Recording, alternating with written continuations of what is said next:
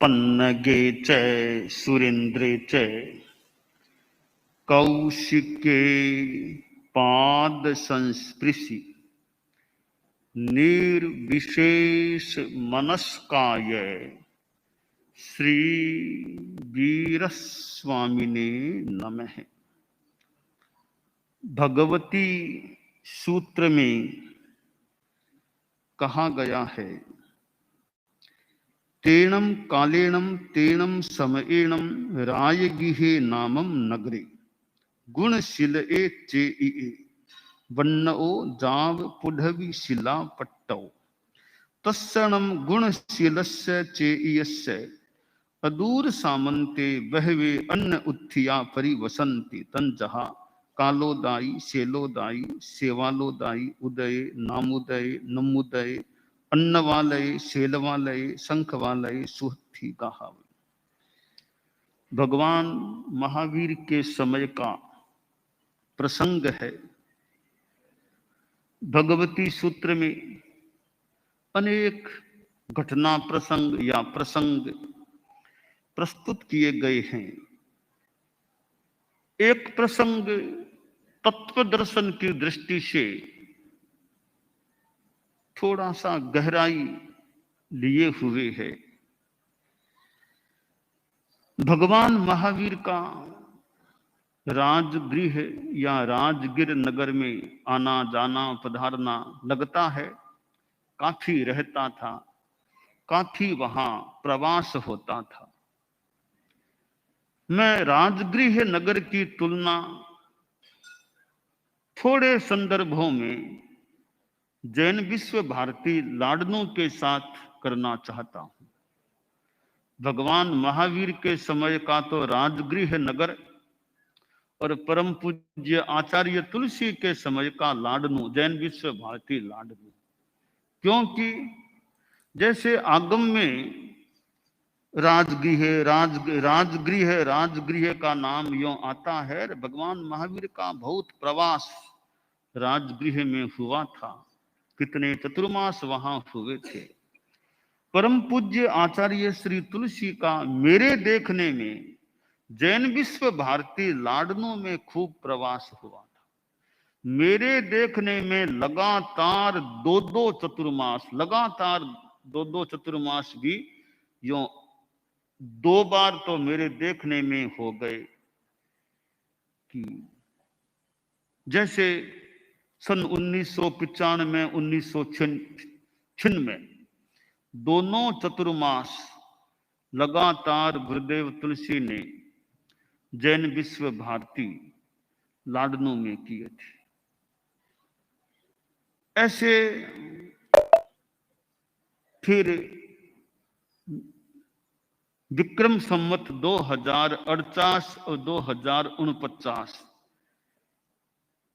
यानी सन 1991-92 के लगातार दो चतुर्मास गुरुदेव तुलसी ने जैन विश्व भारती लाडनों में किए थे। और भी अनेक चतुर्मास संभवतः लाडनों में गुरुदेव के हुए थे। तो गुरुदेव तुलसी की जन्म भूमि भी लाडनू थी, उनकी दीक्षा भूमि भी लाडनू थी, यो मान लें कुछ उनकी शिक्षा भूमि भी गारहस्थ में लाडनू। तो लाडनू उनके जन्म आदि से जुड़ा हुआ है। और फिर वो जैन विश्व भारती होने से लाडनों की गरिमा बढ़ गई। लाडनों की गरिमा बढ़ने में संभवतः जैन विश्व भारती का भी बड़ा योगदान है। नाम यह भगवती सूत्र में अभी मैंने जो बताया भी, तो भगवान महावीर के लिए जैसे राजगृह नगर था, वैसे कुछ अंशों में आचार्य श्री तुलसी के लिए लाडनू जैन विश्व भारती लाडनू था। वहां उनका बहुत प्रवास हुआ था। उनकी कुछ कर्म भूमि भी मान लें लाडनू रही थी। तो खैर मैं मूल प्रसंग पर आ रहा हूं कि राजगृह नगर था, तो भगवान महावीर का वहां आवा पधारना पुनः पधारना होता।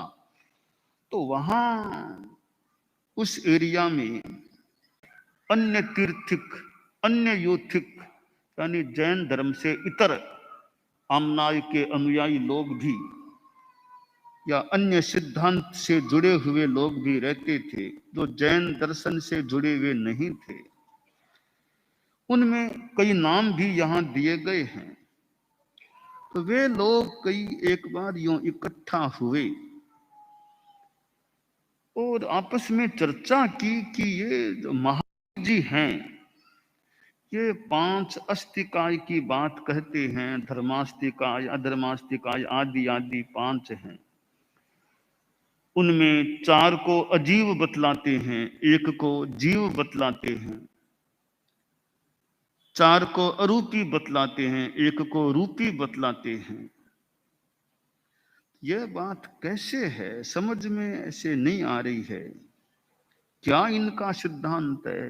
अरूपी है, अरूपी कैसे कोई पदार्थ हो सकता है? ऐसे कोई इस प्रकार के संशय या जिज्ञासा उन लोगों के मन में हुई। तो किससे बात करें? उन्हीं दिनों भगवान महावीर का राजगृह नगर में या उसके परिपार्श्व में पादार्पण हो गया। तो भगवान महावीर का एक श्रावक था, श्रमणोपासक, उसका नाम था मद्दुक। मद्दु ए श्रमणो वासए, मद्दुक श्रमणोपासक था। उसको जब यह जानकारी मिली कि भगवान महावीर यहां पधार गए हैं राजगृह नगर में, बहुत प्रसन्नता कह दें आनंद हुआ, बहुत हर्ष हुआ कि भगवान महावीर पधारे हैं तो मुझे दर्शन करने के लिए जाना चाहिए। तो दर्शन करने के लिए उसे जाना है तो तैयारी की कि दर्शन करने कैसे गया। तो आगम में कहा गया पाद विहार चारेणम, तो पैदल चल करके दर्शन करने के लिए गया। अब ठीक है, पैदल भी जाना हो सकता है, यूं पैदल जाना एक दृष्टि से अच्छा इसलिए है कि वाहन का उपयोग नहीं करना पड़ा, पैदल बाकी दूरी बहुत ज्यादा हो। अब यहाँ नंदनवन में कोई भगवान महावीर विराजते 20-25 किलोमीटर से बॉम्बे से यहाँ आना होता तो पैदल चलना भी हो सकता है, तो फिर वाहन का सहारा लिया जाता है। तो किंतु मद्दुक की दूरी भी इतनी ज्यादा नहीं रही होगी, तो पैदल चलकर वह जा रहा है। पाद विहार चारेणम, राजगृह नगर के बीचों बीच यूं गुजरता हुआ आगे बढ़ रहा है। तो वो जा रहा था तो वे जो अन्य तीर्थिक लोग थे उन्होंने देखा रे मद्दुक जा रहा है, तो ये मद्दुक तो महावीर जी का अनुयायी, इससे बात करें कि महावीर जी का क्या सिद्धांत है अस्तिकाय के बारे में। एक नगर में अनेक धर्मों के लोग भी निवास करते हैं। एक ही नगर में जैन भी हैं, सनातनी भी हो सकते हैं, इस्लाम को मानने वाले भी, बौद्ध भी, कई लोग होते हैं। आपस में बाजार में भी लोग मिलते हैं। बाजार में तो क्या भेदभाव, मतलब दुकान जैन की है कि बौद्ध की है, किसी की हो ना, माल खरीदना है। तो लोग आपस में बाजार में अनेक जातियों के, अनेक धर्मों के आपस में मिलते भी हो सकते हैं। तो सोचा यह मद्दुक लगता है उनका कोई परिचित आदमी था, मद्दुक ये, तो मद्दुक से बात करनी चाहिए कि महावीर जी का यह क्या सिद्धांत है।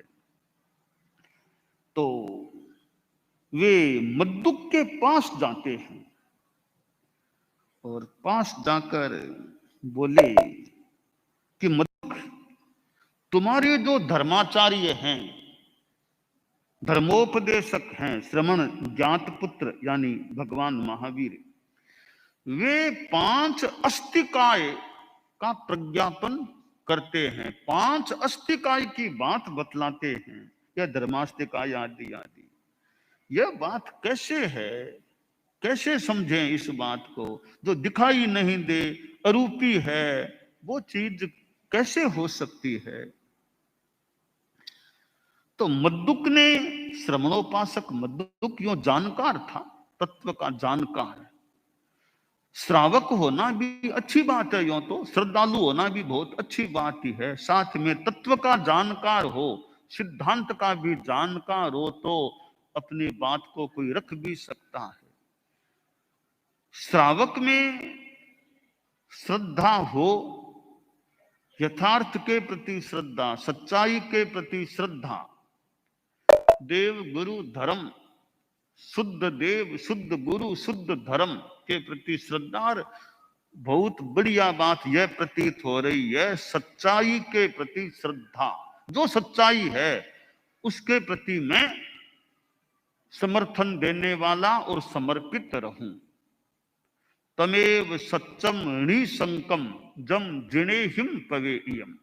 वही सत्य है, वह सत्य ही है, वह निस्संदेह बात है जो जिनों केवलियों तीर्थंकरों ने प्रवेदित की है।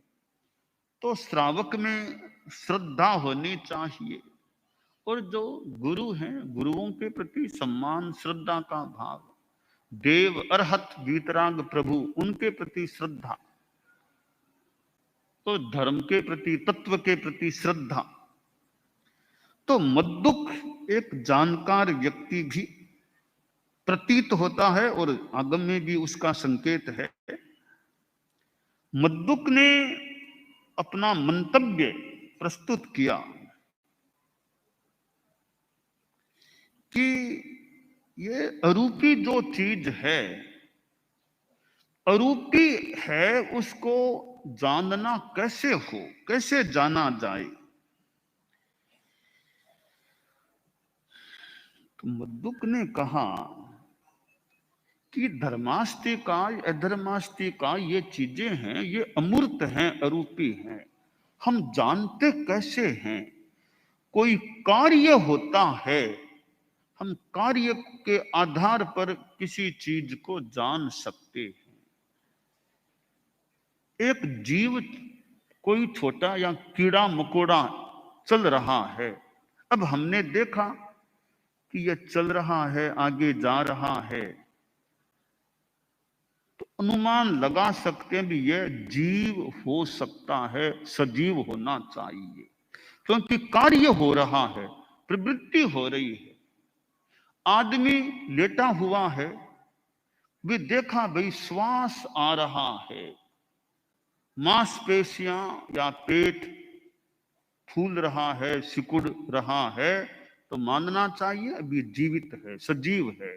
बिल्कुल श्वासोच्छ्वास न लगे तो भी बिल्कुल पेट नहीं हिलता है, श्वास भी हाथ अंगुली नाक के पास करने से आता जाता नहीं लग रहा है, तो संभावना अब यह निष्प्राण हो गया हो सकता है या हो गया है। तो हम कार्य के आधार पर अनुमान से, ज्ञान से जान सकते हैं यह जीव है, यह जीव नहीं है। तो मद्दुक ने कहा कि हम कोई कार्य होता है तब तो उसके आधार पर पदार्थ को साक्षात यूं जान सकते हैं, कार्य नहीं होता है तो साक्षात जानना तो हम जो सामान्य लोग हैं उनके लिए संभव न भी हो। तो यह धर्मास्तिकाय अधर्मास्तिकाय है, वो हमारे सामान्य लोगों के यों प्रत्यक्ष ज्ञात नहीं हो सकते, वो अमूर्त हैं, और उनकी अमूर्तता भी है, और उनका जो कुछ सहज कार्य है वो भी हमें दिखाई नहीं देता, इसलिए उनको जान पाना तो मुश्किल है या नहीं जान पाते हैं। तो वे अन्य युतिक बोले, भाई जो दिखाई नहीं दे उसको तुम कैसे माने, प्रत्यक्ष नहीं है तो कैसे माने कि उसका अस्तित्व है। तो मद्दुक ने कहा कि दिखाई देना न देना यह कोई अस्तित्व का आधार नहीं है, कि दिखाई दे उसका तो अस्तित्व है, दिखाई न दे उसका अस्तित्व नहीं है। यह कोई सिद्धांत सब जगह लागू हो, नियम लागू हो नहीं सकता कि नहीं दिखाई देने वाली चीज भी अस्तित्व वाली हो सकती है। मद्दुक ने कहा, देखो मैं थोड़ी बात आपको बताना चाहूंगा, मैं अपनी शैली में बात बता रहा हूं कि देखिए, आप ये सोचते हो कि दिखाई दे उसको तो मान लें कि हाँ है, दिखाई नहीं दे उसको कैसे माने। का देखिए, सामने उधर पेड़ हैं, इधर भी, मेरे इधर भी वृक्ष कुछ दिखाई दे रहा है, हरियाली दिखाई दे रहे हैं, मैं देख रहा हूं उनमें स्पंदन है, हलन चलन हो रहा है। तो मद्दुक ने पूछा, ये जो हलन चलन हो रहा है, पत्ते हिल रहे हैं, क्यों हिल रहे हैं पत्ते? तो कहा, सा ये तो हवा, हवा चल रही है तब पत्ते हिल रहे हैं। अच्छा, तो मुझे बताइए, हवा से हिल रहे हैं, क्या हवा आपको आंख से दिखती है क्या? हवा कि हवा तो नहीं दिखती है, तो आपने कैसे कहा कि हवा है, हवा चल रही है? हवा तो दिखती नहीं है, फिर आपने हवा को कैसे माना? जो दिखाई नहीं दे वो अगर नहीं हो सकती, तब तो हवा को भी कैसे माना जाए? दूसरी बात आप देखिए, फूलों की सुगंध आ रही है, हाँ आ रही है, क्या सुगंध आपको दिखाई देती है क्या? दिखाई तो नहीं देती, तो सुगंध को कैसे मान लिया? दिखाई नहीं देती है ना। इसलिए दिखाई नहीं देता, इसलिए वो तत्व है ही नहीं, यह नियम तो लागू नहीं हो सकता।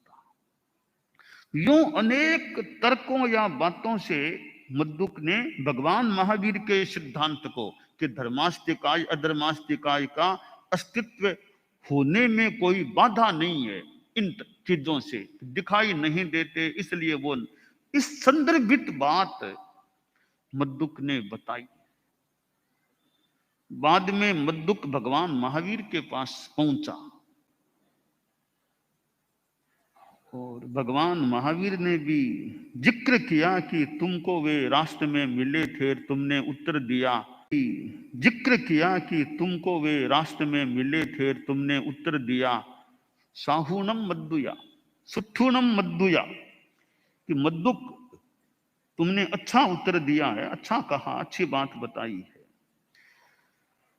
तो मद्दुक ने एक जैन दर्शन के यह पंचास्तिकायवाद की बात को मानो संभवतः है अपने ढंग से सिद्ध करने का प्रयास किया। यह एक प्रसंग है, इस प्रसंग से हम एक प्रेरणा ले या दे सकते हैं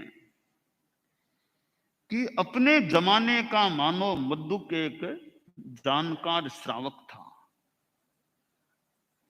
आज भी हम देखें, होने को तो आज भी कई जानकार हमारे श्रावकों में, श्राविकाओं में कई तत्व ज्ञान के जानकार मिल सकते हैं, पर यह एक विशेष बात है कि श्रावक कई ऐसे भी हों जो मद्दुक जैसे हों, मद्दुक जैसे हों।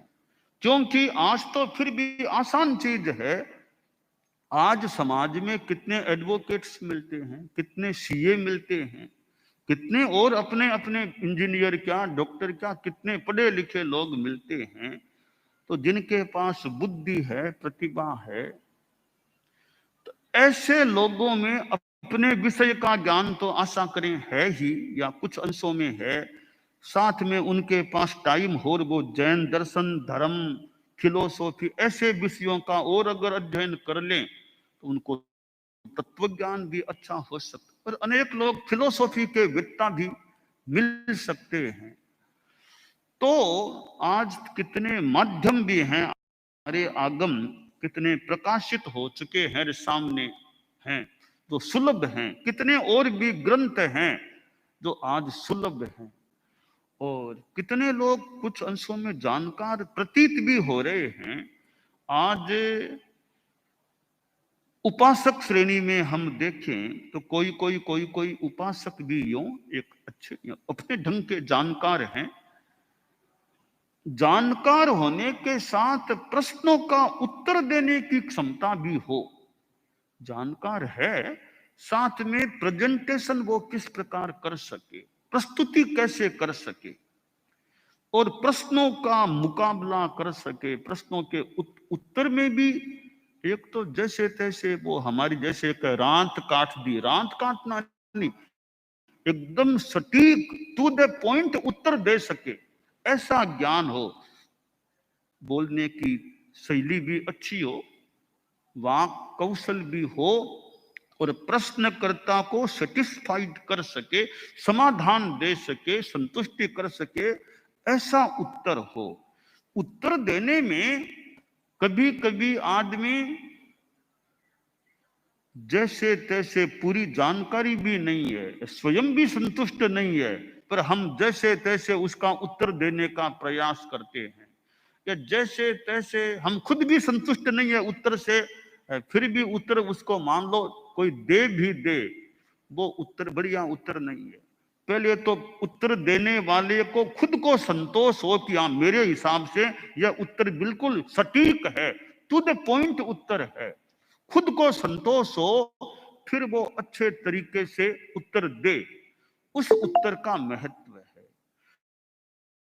तो उत्तर देने वाले के पास चाहिए, खुद का ज्ञान भी अच्छा होना चाहिए। तो श्रावक समाज में, श्राविकाओं में भी ऐसे तत्ववेत्ता हों, और वो कई जैसे हमारी संस्थाओं की ओर से तत्व ज्ञान आदि के कुछ पाठ्यक्रम आदि चीजें भी चलती हैं। तो यह ज्ञान जो आज दर्शन, जैन दर्शन का ज्ञान, तेरा पंथ के संदर्भ में ज्ञान, तो मद्दुक श्रवणोपासक का भगवती सूत्र के 18वें शतक में 7वें उद्देशक में वर्णन आया है। तो मद्दुक श्रावक कैसा एक तत्वज्ञानी रहा होगा कि अन्य तीर्थिक तो भगवान महावीर के वैसे भक्त नहीं थे संभवतः, वे लोग भी मद्दुक से मिले जानने के लिए कि भगवान महावीर का क्या सिद्धांत है पंचास्तिकाय के संदर्भ में। तो यह हमारी जो सृष्टि है, इसमें पंचास्तिकाय या 6 द्रव्य भी कह सकते हैं, या धर्मास्तिकाय, अधर्मास्तिकाय, आकाशास्तिकाय, काल, पुद्गलास्तिकाय और जीवास्तिकाय, ये 6 द्रव्य इस लोक में है, इस दुनिया में है। जहां अलोक है वहां ये 6 द्रव्य नहीं मिल सकते। तो सृष्टि क्या है, लोक क्या है, दुनिया क्या है, इस संदर्भ में भगवान महावीर का या भगवती सूत्र का यह पंचास्तिकाय का जो सिद्धांत है वह अपने आप में एक महत्वपूर्ण है। तो हम पंचास्तिकाय का यूं और विस्तार से भी उसका अध्ययन किया जा सकता है। और यह भगवान महावीर और मद्दुक की बात, और मद्दुक और अन्य यूथिकों की जो बात भगवती सूत्र में आई है कि अस्तित्व दिखाई नहीं दे, उसका भी अस्तित्व हो सकता है। तो ये सब थोड़ी गहरी सिद्धांत की बातें हैं।